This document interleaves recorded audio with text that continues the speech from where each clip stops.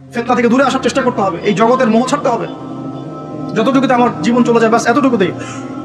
আমি এইভাবেও বলতেছি আপনাদেরকে এখন সরাসরি, নিজেদের আপনজনদের মধ্যে, পরিবারের মধ্যে, বংশের মধ্যে কেউ যদি আপনাকে দিনের পথে চলতে বাধা প্রদান করে, ফিতনা সৃষ্টি করে, আপনি তার থেকেও নিজেকে সরে রাখবেন। দিন আপনার, জীবন আপনার, মানে দিন আমার, জীবন আমার, ইহকাল আমার, পরকাল আমার, জবাব আমার অন্য কারো দ্বারা প্রভাবিত হয়ে দিন নষ্ট করা যাবে না। যাবে? অনেক সময় হয় না, আমাদের বংশে, পরিবারের কাছে অনেক মানুষ আপনাকে দিনের পথে চলার ক্ষেত্রে প্রতিবন্ধকতা সৃষ্টি করতেছে। আমি বলতেছি না ওদের সাথে আপনি সম্পর্ক নষ্ট করে দেন, কাট অফ হয়ে যান, এটা বলতেছি না। বলতেছি আপনি ইসলামিক দূরত্ব মেনটেন করেন, আপনি নিজেকে নিয়ে থাকেন, আপনি আল্লাহকে নিয়ে থাকেন। এক আল্লাহই আপনার জন্য যথেষ্ট, কাউকে লাগবে না। কেউ যদি না থাকে, এক আল্লাহই আপনার আমার জন্য যথেষ্ট। এটা কি বিশ্বাস করেন কিনা? এই আল্লাহ পাকই আমাদেরকে বাঁচিয়ে রাখছেন, আল্লাহ পাকের হাতেই আমাদের জীবন, আল্লাহ পাকই আমাদেরকে খাওয়ান। আল্লাহ থাকলে কিচ্ছু লাগে না। আর যারা আল্লাহ নাই, সারা দুনিয়া মিলেও তাকে সুখ দিতে পারবেন, তার কিছুই করতে পারবেন। এখন আসলে আমাদের সাথে আল্লাহ আছে কিনা একটু নিজেরাই বুঝতে পারবো। আসলে আল্লাহ পাকের সাথে আমার সম্পর্ক কেমন? আল্লাহ বলে ডাকলে বা আল্লাহর কাছে দোয়া করলে কি আমার ভিতরে কোনো অনুভূতি আসে কিনা? রাসূল সাল্লাল্লাহু আলাইহি ওয়াসাল্লামের নাম আসলে আমার ভিতরে কোনো অনুভূতি আসে কিনা বুঝবেন। ইনশাআল্লাহ এটা আপনার আস্তে আস্তে বুঝে যাবেন। তাহলে নিজের তাজকিয়ার দিকে ফোকাস করেন। এবং তাজকিয়া অর্জন করার জন্য অবশ্যই সোহবত লাগে। যারা আত্মশুদ্ধিতে পরিপূর্ণ মানুষ, এই মানুষগুলোর সাথে পরামর্শ করে চলবেন। আর নিজের দিন পালন করেন, দিনটাকে আর বিভক্ত হতে দিবেন। যারাই বিভক্তির দিকে নিয়ে যায় এদেরকে বয়কট করুন, মিশবেনই না এদের সাথে। বরং আমি বলছি, বাংলাদেশে এমনি তো শত শত দল হয়ে গেছে। এখন আপনি নিউট্রাল থাকবেন, নিজেকে বায়াসড করবেন না, নিউট্রাল থাকবেন। নিউট্রাল মানে নিরপেক্ষ থেকে আপনি দেখবেন যে আসলে কার মধ্যে হকটা বেশি আছে। এরপর আপনার বুঝ অনুযায়ী কোরআন সুন্নাহর সাথে মিলিয়ে ওলামায়ে কেরামের পরামর্শে যেদিকে তারা আপনাকে হেদায়েতের পথে নিয়ে যাবেন সেই পথে আপনি চলেন। ইনশাআল্লাহ আপনি ঠিক করে থাকবেন। এই জন্য আমি একা একা থাকতে নিষেধ করি। ওলামায়ে কেরামদের সাথে পরামর্শ করে চলবেন এবং ঐক্যবদ্ধ জীবনযাপন করবেন। আর কিছু ভাইয়ের মধ্যে যদি খারাপ কিছু থাকে, তাদেরকে একদম আন্ডারএস্টিমেট করে ধুয়ে রেখে দেওয়ার দরকার নেই। কারণ যার মধ্যে খারাপ কিছু আছে ওর মধ্যে ভালো কিছু আছে। খোলা মনে ভালোগুলো নিয়ে নেবেন, খারাপগুলো আপনি ছেড়ে দিবেন। এখন বলতে পারে আপনি কিভাবে বুঝবেন ভালো কোনটা খারাপ কোনটা?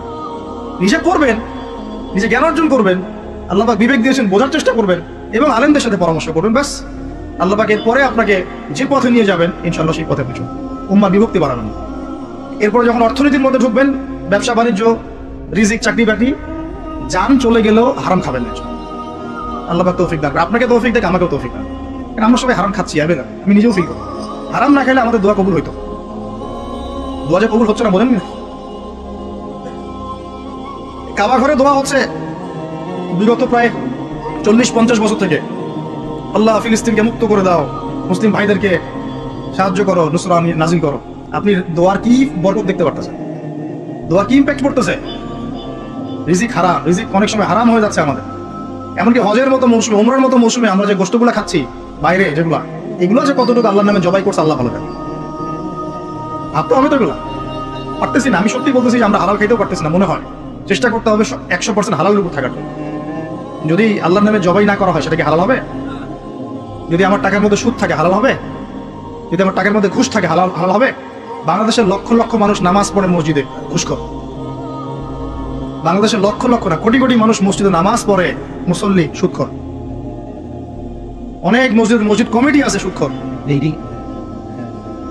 ভাই আমার কথা বলতে কোনো ভয় কাজ করে না, আর আমি কারো পরোয়া করি না, সত্য কথা বলি, এক আল্লাহ ছাড়া। বাংলাদেশে লক্ষ লক্ষ মানুষ আছে মসজিদে নামাজ পড়ে সুদখোর, ঘুষখোর, দুর্নীতিবাজ, করাপ্টেড। আমরা আমাদের কথা বলছি, দাড়ি টুপিওয়ালা মানুষ, আমরা বহু দাড়ি টুপিওয়ালা মানুষ আছি, সমাজে চলাফেরা করি, আমাদের রিজিক ঠিক নেই, আরাম খাচ্ছি। দোয়া কবুল হবে? আল্লাহ পাক আমাদেরকে হারাম থেকে বাঁচান, হারাম থেকে বাঁচান। এরপর পরিবার যখন গঠন করতে যাবেন, ভুল করে পরিবারে অনইসলামিক কোনো মতাদর্শকে স্থান দিবেন না। পরিবারের বউ বাচ্চা যেন পর্দা করে, খেয়াল রাখতে হবে। বিয়ে শাদী করার সময় খেয়াল রাখতে হবে কোন মেয়েটাকে বিয়ে করছে। একটা মেয়ের বাহ্যিক সৌন্দর্য সবকিছু না। 3 মাস 4 মাস খুব মজা লাগবে, তারপর দেখবেন যখন আসল লাইফে আমরা ঢুকে যাই তখন দেখবেন দায়িত্ববোধটাই সবচেয়ে বড় কথা হয়ে দাঁড়ায়। এই রওনাক চলে যাবে, দিনদারিতা না থাকলে এই রওনাক চলে যাবে। মেয়ের দিনদার কিনা এটা দেখবেন সবার। দিনদার হলে যদি একটু গায়ের রং কালো হয়, বিয়ে করে ফেলেন, বিয়ে করে ফেলেন। বিয়ে তো কঠিন করে ফেলছে সমাজ, জেনা সহজ হয়ে গেছে। মোস্তফা কামাল আতাতুর্ক যখন ক্ষমতায় আসছিল না, আমি সংবিধান চেক করলাম আজকে পড়তে এক জায়গায়, ওই সময়কার সংবিধান তুরস্কের। মোস্তফা কামাল আতাতুর্ক যখন 1918 সালের পরে ক্ষমতায় আসছে, ওটা তো ক্ষমতায় বসাইছে ব্রিটেন। এ তো জানেন হিস্ট্রিটা, আপনারা অনেকেই জানেন যারা পড়াশোনা করেন। ও সংবিধানে লিখেছে যে একাধিক বিয়ে করা হারাম, আর অমুসলিম নারীকে বিয়ে করাও বৈধ। নাউজুবিল্লাহ। সব উল্টাই দিছে। আমাদের সমাজে এখন এরকম চিত্র দেখা যাচ্ছে যে আপনি 17 বছরে বিয়ে করতে পারবেন না, 17 বছরে আপনি জেনা করছেন, আল্লাহ মাফ করুক। বাংলাদেশে 17 বছর বয়সে জেনা করা ছেলে মেয়ের অভাব আছে? আদমশুমারির মতো এই কুমারিত্ব টেস্ট যদি করা হয় ছেলে মেয়েদের, তারপর দেখা কি অবস্থা। তো বিয়েটাকে সহজ করা উচিত। বিয়ের বয়স একটা ফিক্স করা হয়েছে, এর সাথে তো আমরা এখন যুদ্ধ করতে পারবো না, পারবেন? ছেলেদের আচ্ছা ফিক্স করছে বুঝলাম, এখন ওই বয়সটা হয়ে গেলেই আপনার সন্তানের বিয়ের ব্যবস্থা করে ফেলেন এবং এটাকে সহজ করে দেন, এত জটিল করেন না, সহজ করে দেন যাতে করে ওরা জিনা থেকে বেঁচে থাকতে পারে। ভাই বিশ্বাস করেন, বহু দাড়ি টুপিওয়ালা মানুষ, এলেমওয়ালা মানুষ এইসব মিম্বরে দাঁড়ায় হক কথা বলতে পারে না জেনার কারণে। জেনার কারণে এই যে আমরা চলাফেরা করতেছি না, চোখের জেনা তো হচ্ছে অ্যাভেলেবল, অনেক সময় মনেরও জেনা হয়ে যাচ্ছে, মনে খারাপ চিন্তা চলে আসতে পারে, দেখবেন মনের নূরটা নষ্ট হয়ে যায়, তখন আপনার ইমানের ওই তেজটা কাজ করে। ভালো করে খেয়াল করে দেখবেন, যখন মনের মধ্যে এই নূরটা নষ্ট হয়ে যায়, কিছু একটা নগ্ন মেয়েকে দেখে ফেলছেন বা একটা মেয়েকে দেখে আপনার অ্যাট্রাকশন তৈরি হয়ে গেছে, হতে পারে, আমরা তো ফেরেশতা না, হতেই পারে, তখন দেখবেন মনের মধ্যে নূরটা নষ্ট হয়ে যায়। ওই সময় আপনি কিন্তু এই ইমানের এই জাজবাটা শো করতে পারবেন। তখন নবী সাল্লাল্লাহু আলাইহি ওয়াসাল্লাম বলেছেন, তখন যদি বাসায় স্ত্রী থাকে তোমরা স্ত্রীর কাছে চলে যাবা, নিজের প্রয়োজন মিটাই নিবা, তাহলে এই শয়তানি মন থেকে চলে যাবে। তো বিয়ে করি এটা মিটাবে কিভাবে? অনলাইনে ঢুকলেই দেখবেন আপনি নগ্নতা। এই ছেলে পেলে আমাদের সাথে যারা ঢাকায় থাকে তাদের আরো জান কি আছে, কি হয়, ছেলে নাই আর মেয়ে নাই, ও নিজে ছেলে। একটা মেয়ের যে চরিত্র খারাপ এটা বোঝার জন্য এতটুকু যথেষ্ট যে ও মোটর সাইকেলের পিছনে বসছে কিভাবে এটা দেখবেন। একটা আপনার শালীন দিনদার স্ত্রীকে নিয়ে যদি আপনি মোটর সাইকেলে জানো, দেখবেন তার বসার ধরনটা কেমন, আর যাদের সাথে এই যে প্রিমিক্সিং এ প্রেম প্রীতি সম্পর্ক করে এদের বসার ধরনটা কেমন, বসাই আপনাকে বলে দেবে কত বড় বেয়াদব, কত বড় আদবহীন। হ্যাঁ, একটা আমার কথা ইশারা দিচ্ছি, সব তো বলা যাবে। তো এটাকে সহজ করবেন, এখানে দিনদারিতাকে প্রাধান্য দিবেন, ভুলেও দুনিয়াদারিকে প্রাধান্য দিবেন না। ও বাপের কয় টাকা আছে, ওর বিয়ে করলে আমি পাবো কি, কত সুন্দর ঐশ্বরিয়া রায়ের মতো কিনা, এগুলো দেখার দরকার।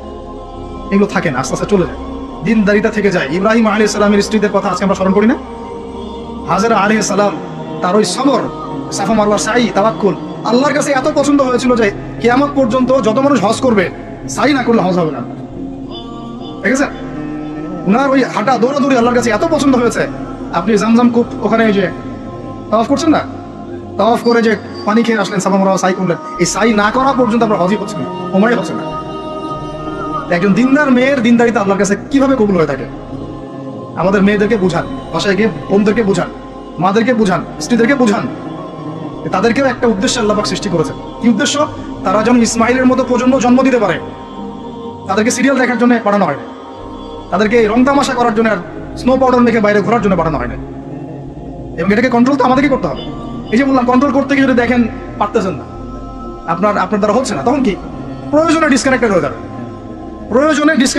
তাও নিজের দিনকে ক্ষতিগ্রস্ত হতে দিবেন না। কিছু করার নাই তো, চেষ্টার উপর চেষ্টা করে যাচ্ছেন আপনি 10 বছর, 15 বছর, 5 বছর, 7 বছর, কোনো রেজাল্ট পাচ্ছেন না। আপনি কি করবেন? দিন ছেড়ে দেবেন? আপনি তাদের মতো হয়ে যাবেন? আপনাকে আপনার স্বতন্ত্র জায়গায় থাকতে হবে।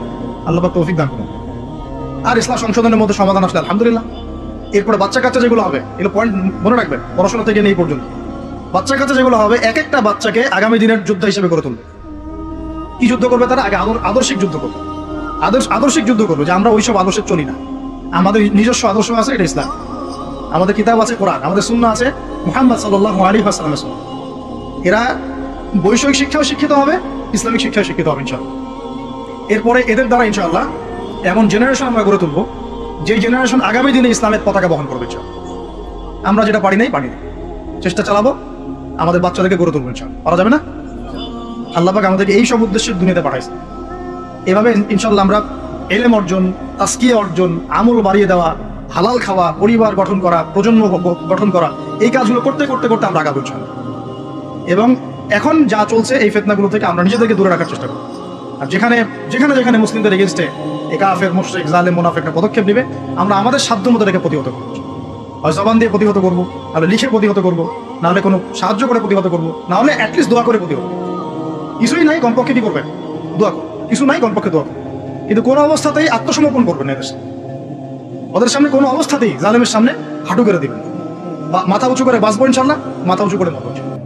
আল্লাহ পাক আমাদের সবাইকে কথাগুলো বোঝার তৌফিক দান করুন।